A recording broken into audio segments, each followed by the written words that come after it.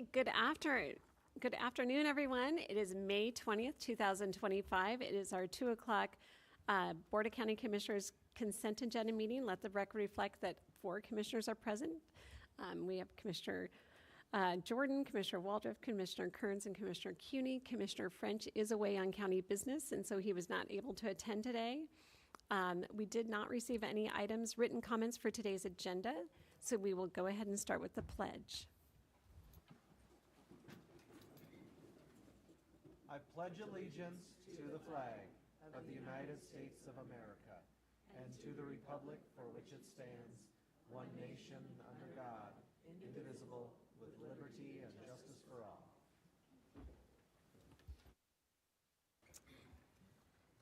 Thank you. So then that's going to take us to our open public forum.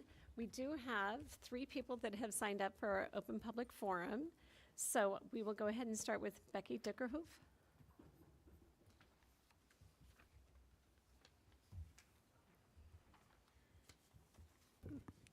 Becky Dickerhoof, Spokane City. Last week, many civic leaders of Spokane attended a presentation by Judge Stephen Leifman, a pioneering force in reforming how the criminal justice system handles mental illness. Those attending learned there are 25 times as many people with mental illnesses in correctional facilities as there are in all civil state treatment facilities combined. The Criminal Mental Health Project Judge Leifman pioneered resulted in the Dade County Jail experiencing a 39% reduction in the average daily census and allowed for the closing of one entire jail facility, saving taxpayers $12 million per year. As a result of reduced jail emissions, they realized a cost avoidance of over $39 million per year. Among the positive outcomes of the Crisis Intervention Team program was securing housing for 88% of the participants over the course of 3 years. Individuals who agree to services are assisted with linkages to a comprehensive array of community-based treatment, support, and housing services that are essential for successful community reentry and recovery outcomes. Most of the participants, 75 to 80%, in the misdemeanor diversion program are homeless at the time of arrest and tend to be among the most severely psychiatrically impaired individuals served by the Criminal Mental Health Project. Because of the program's ability to address the needs of the participants, the recidivism rates have decreased from roughly 75% to 20% annually. Their best practice model, known as SOAR, provides a steady income and health care coverage, which enables individuals to access basic needs including housing, food, medical care, and psychiatric treatment. The outcome reduced recidivism in the criminal justice system and prevented homelessness. The takeaway for the attendees: Judge Leifman began this successful program using the tools the county had, and as the judge explained, one of the most important tools was the tax they had to address homelessness in their county. He then lamented that Spokane County does not have that tool, but we could. Today is the Fight Back to Protect HUD Day of Action, underlining the new reality we cannot depend on federal funds to solve our housing crisis. I am here today to ask the county commissioners to enact what is commonly referred to as the 1590 tax. This ordinance, which amended RCW 82.14.530, allows a county legislative authority to impose a sales and use tax not to exceed 0.1% of the selling price in the case of a sales tax or value of the article used in case of a use tax. This will allow the county to create more homes for the unsheltered. At least 60% of that money must be used for the construction of housing and related services. The balance must be used for the operation, delivery, or services related to housing. Thank you. Thank you. Next, I have Susie Hoganson.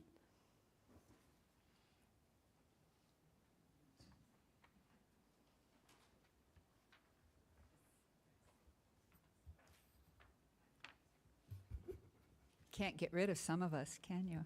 No. Thank you, Becky. Want to invite you all to the powwow. Did you get your little invite? The powwow is this weekend at the Convention Center, the 24th and 25th. And about 3 weeks ago, I went to the powwow that was at Pauline Flett Middle School that was just fantastic. There must have been 300 to 400 Indigenous there, and it is just humbling and beautiful to be part of it. There were very few Caucasians. Andrew Rolls from Baumgardner's office was there, and we had a nice visit about it the next day in his office. It was the first time Andrew's gone to a powwow, but I invite you all to think about coming. And as all of you know, I have been encouraging for a long time to do a land acknowledgement. And in this past week, 2 different people have asked me, how is it going? And I've said 0. And no one has contacted me or called me. But I am so aware that we live on stolen land. And I firmly believe that we will learn how to live from the indigenous, and invite you all to come to this. So, but thank you for being elected. But call me. Let me know why. Let me know why. It's a fact. It doesn't hurt us. Are there any indigenous here?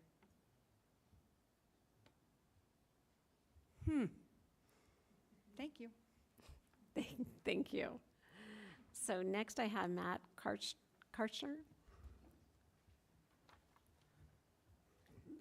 Thank you. I'm going to Mark Karchner, Spokane City. I'm going to sound very whiny compared to all the solutions Becky provided. That really is amazing. I was here last week. I own a building downtown on Stevens and First. I also own an engineering company in the same building. I'm a board member for Homeless Service Provider, as I'm trying to be more help than complain. But just a couple stories from this week.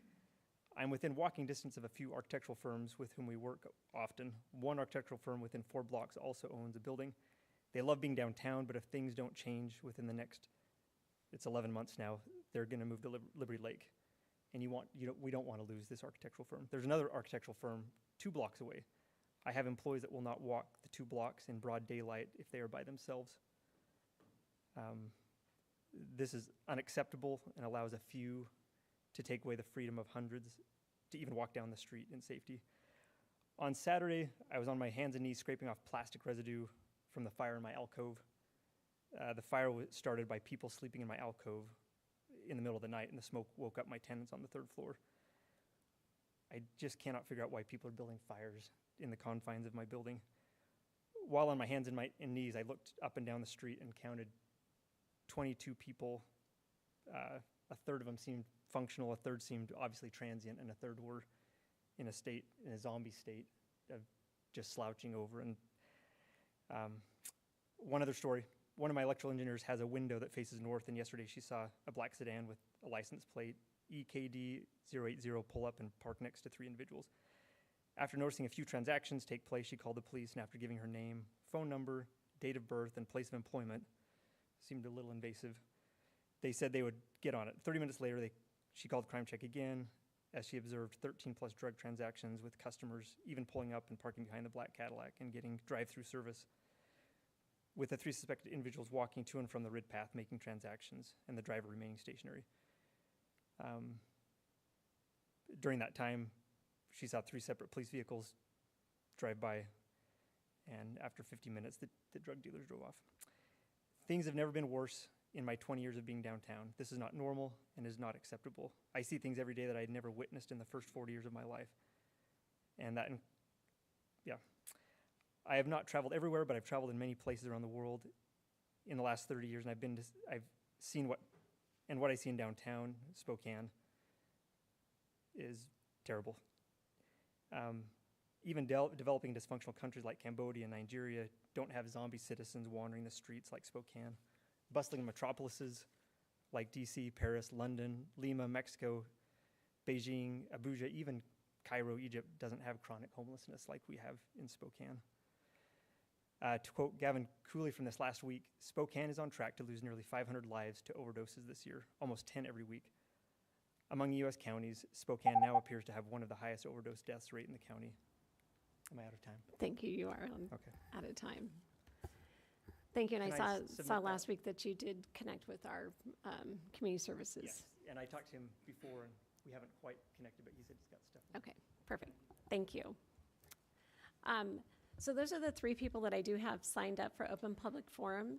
This is a time where I've got room for a couple more people if anyone else would like to speak at the Open Public Forum.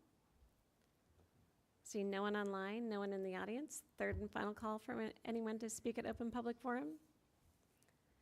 I will close the public forum, and then we will then go to item 3A on today's agenda. We have our item 3 is 2 proclamations, so we're very excited to see Central Valley basketball and Gonzaga Prep basketball here. So thank you all for coming down and taking the time to be with us.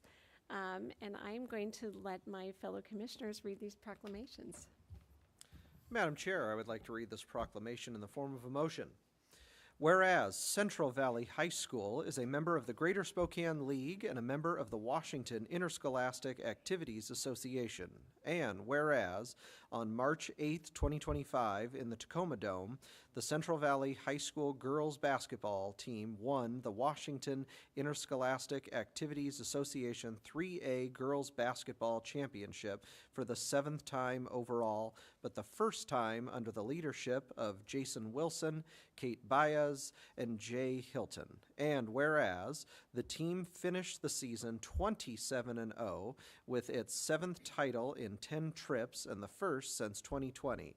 In addition, the Central Valley Bears are the 32nd Greater Spokane League girls team in 48 years to play for the 3A or 4A title, state title, and the 17th to bring one back home. And whereas 10 athletes and 1 manager each contributed to the team's success in their state championship win.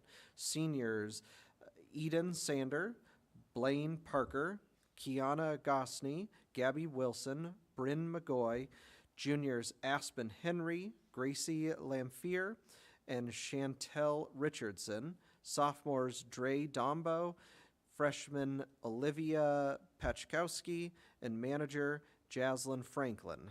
And whereas Central Valley High School strives to maintain a scholastically successful academic program that strives for academic excellence in the classroom as well as sportsmanship on the court. The Central Valley girls basketball team maintained a GPA this year of 3.71. Now, therefore, we, the Board of County Commissioners of Spokane County, Washington, on behalf of the citizens of Spokane County, do hereby recognize the extraordinary talent showcased by all of Central Valley High School staff, students, coaches, and athletes, and proclaim Wednesday, May 21st, 2025, as Central Valley Girls Basketball Team State Champions Day, dated this day, the 20th of May. Second.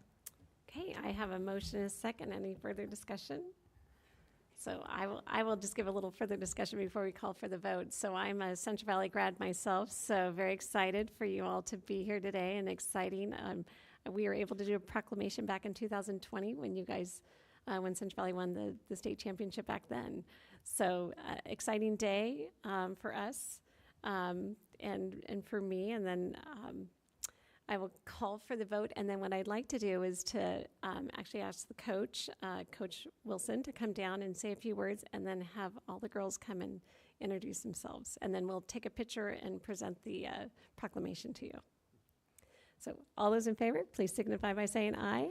Aye. Aye. Motion passes unanimously. So Coach Wilson, if you'd like to come down and say a few words.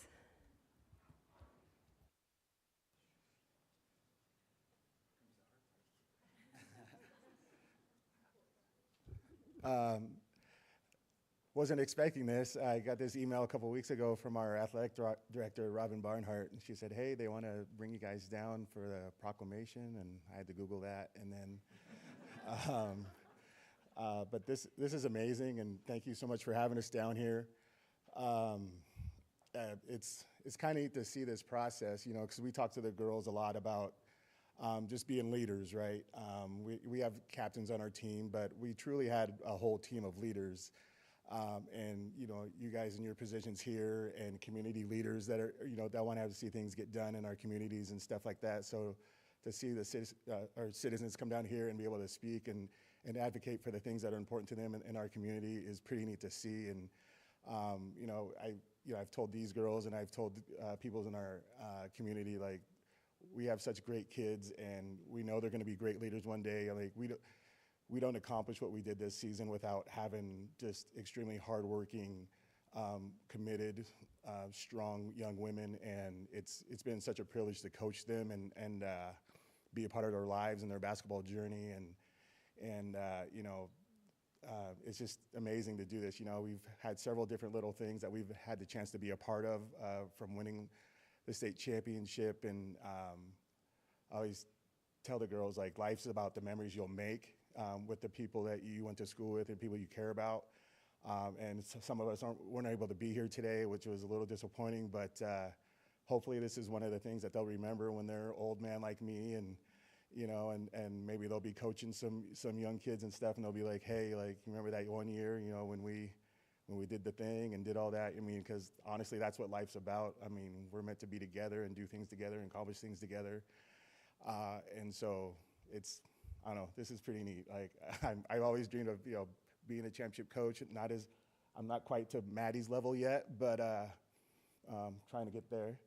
But this is amazing, and thank you so much for having us down here and recognizing us for playing a game. So I appreciate it. Yeah, no, well, thank you. So if you would like to, stay, have all the girls come up and Sure. And your assistant coaches, if you have any with Yeah, you.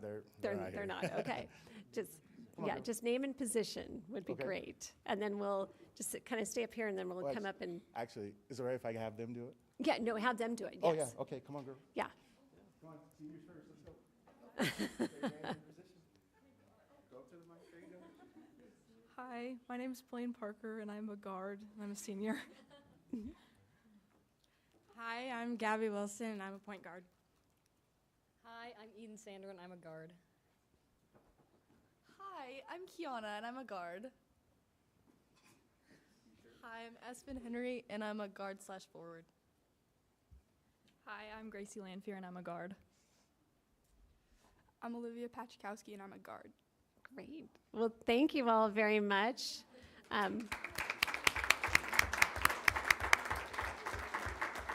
We're going to have you come in front here, and we'll come down and present the certificate.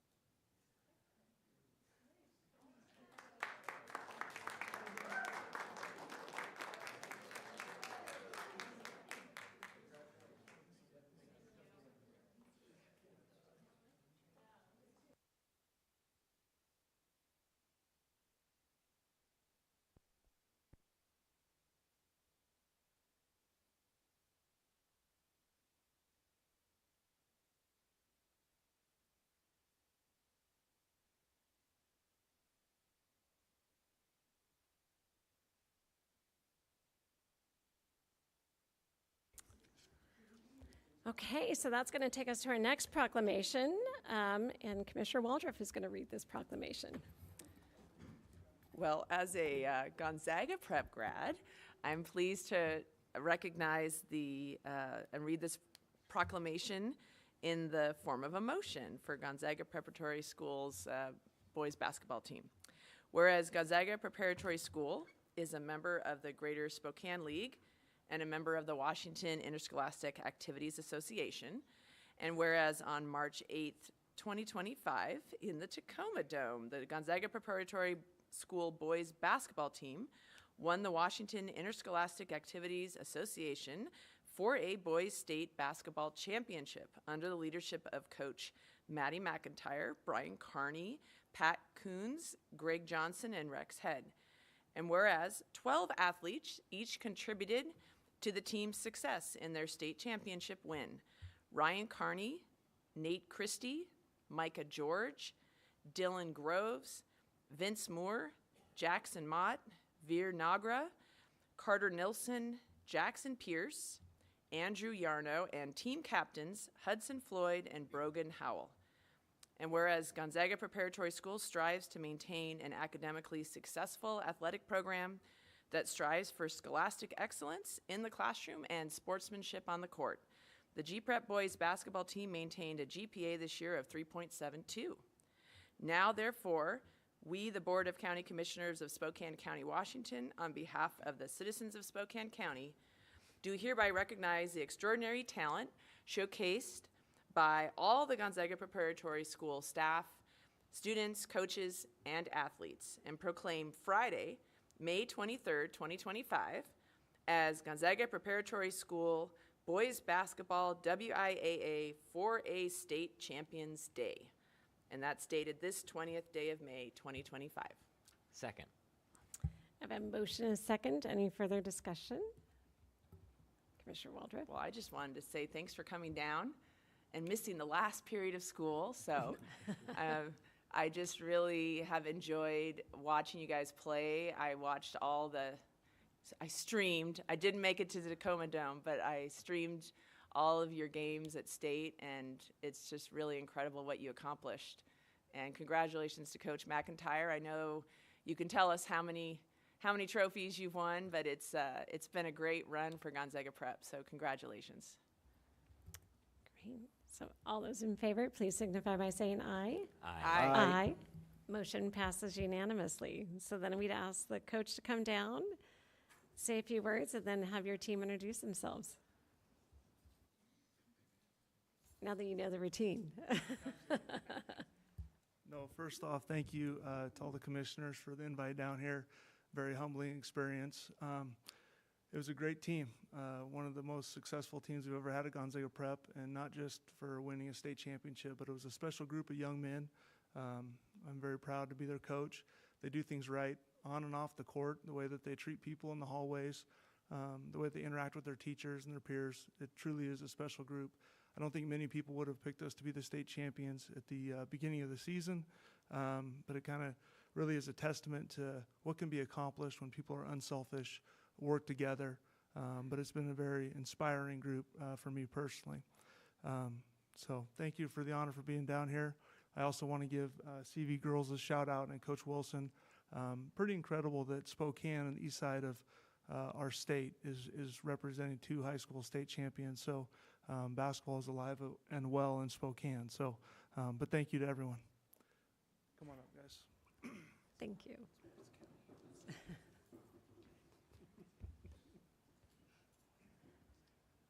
Hudson Floyd, point guard. Jackson Mott, forward. Brogan Howell, guard. Andrew Yarno, guard. Ryan Carney, guard. Nate Christie, forward. Veer Nagra, forward. Carter Nelson, forward. Dylan Groves, guard. Micah George, guard.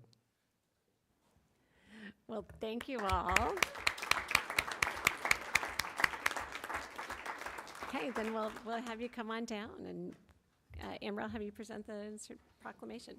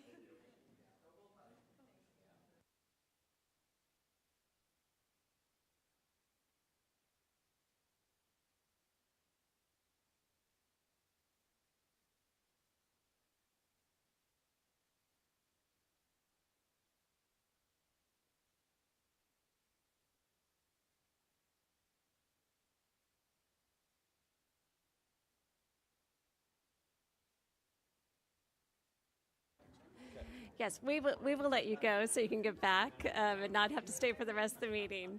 But thank you so much for all coming down. Thank you. All right, I will strike 4-H.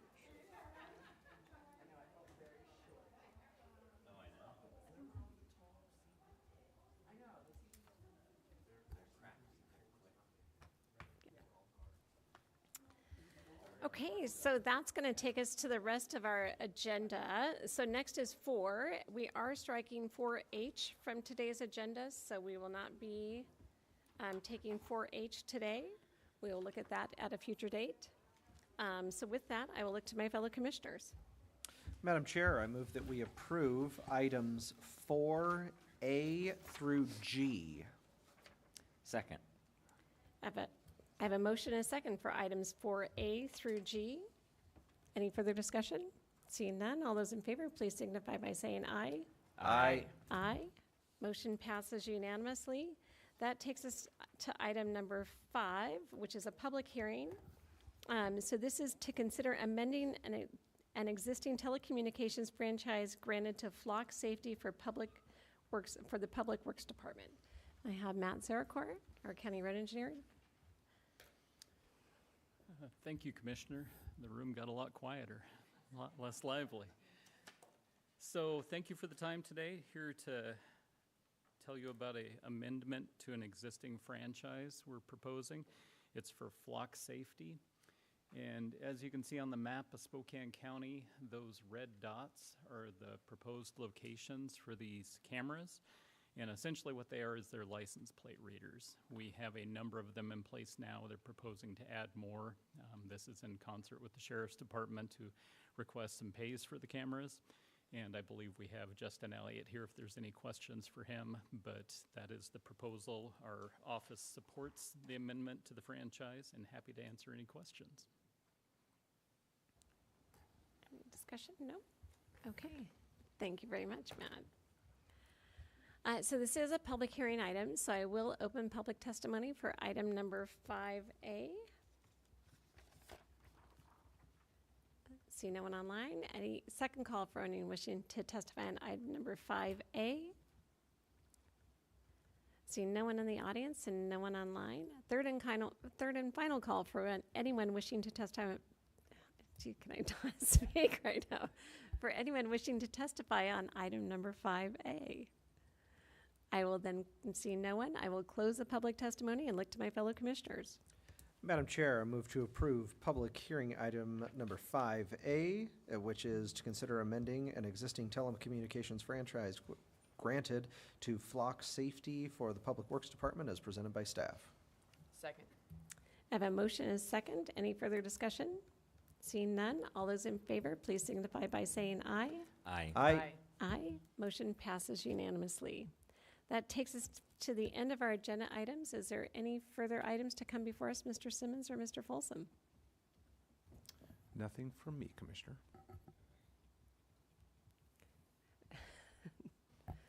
Nothing from legal. Wow.